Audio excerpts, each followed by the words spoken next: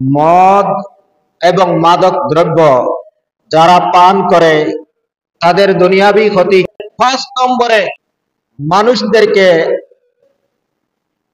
মানুষের মধ্যে পারস্পরিক শত্রুতা সৃষ্টি করে।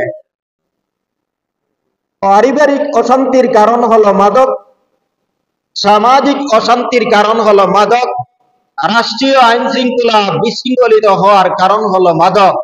এই ৩ অশৃঙ্খলা এবং বিশৃঙ্খলা অশান্তির মূল কারণ কোরআন সাব্যস্ত করেছে বুগজ, আদাওয়াত, দুশমনী এবং শত্রুতা।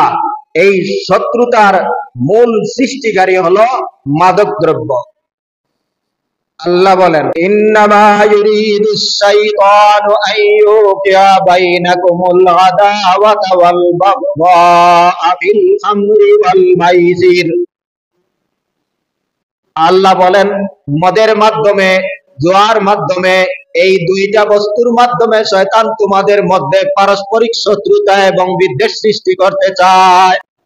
যে মদের মাধ্যমে মানুষের পারস্পরিক সম্পর্ক বিনষ্ট হয়, আত্মীয়তার সম্পর্ক বিনষ্ট হয়, পারিবারিক সম্পর্ক বিনষ্ট হয়, সামাজিক সম্পর্ক বিনষ্ট হয়।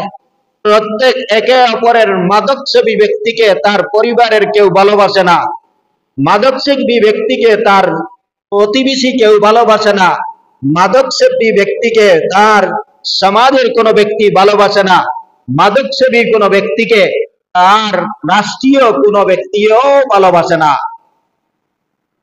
কেন ভালোবাসে না?